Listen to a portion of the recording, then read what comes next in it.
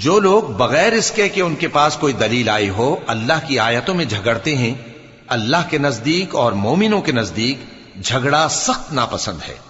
اسی طرح اللہ ہر متکبر سرکش کے دل پر مہر لگا دیتا ہے۔ اور فرعون نے کہا کہ حامان میرے لیے ایک محل بناؤ تاکہ میں اس پر چڑھ کر رستوں پر پہنچ جاؤں، یعنی آسمان کے رستوں پر، پھر موسیٰ کے معبود کو جھانک کر دیکھ لوں، اور میں تو اسے جھوٹا سمجھتا ہوں۔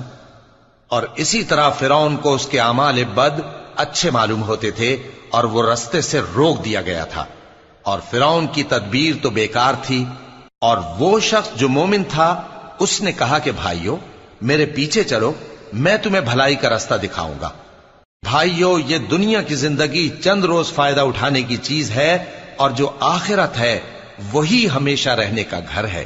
جو برے کام کرے گا اس کو بدلہ بھی ویسا ہی ملے گا، اور جو